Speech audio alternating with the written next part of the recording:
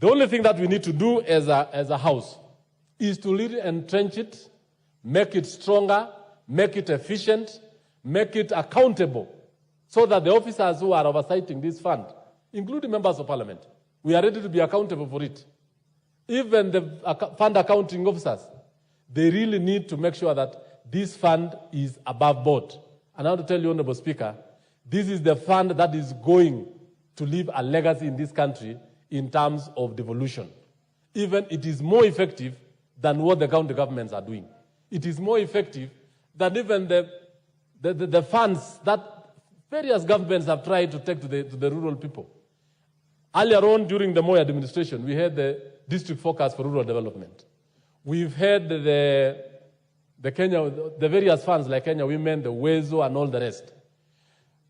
There is no any other fund that can be equated to NGCDF in terms of impact, both socially, economically, and even in terms of political impact. And I want to ask the House that as we look at the Auditor General's report, as we look at the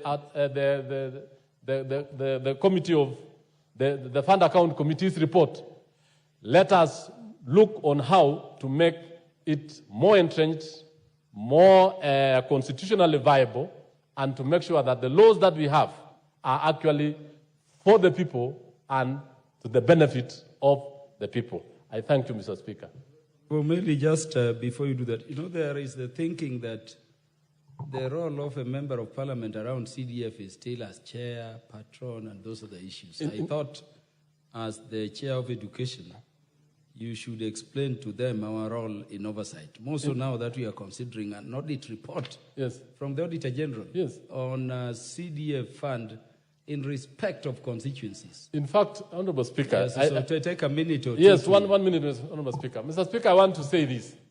And there's a lot of misconception, and I want to tell Kenyans, even as we are in these very difficult political times, Kenyans have tended to believe everything that is on the phone, on the social media, to the detriment of the nation. I want to say this. Members of parliament have no official role or even any role in that NGCDF other than to be oversight.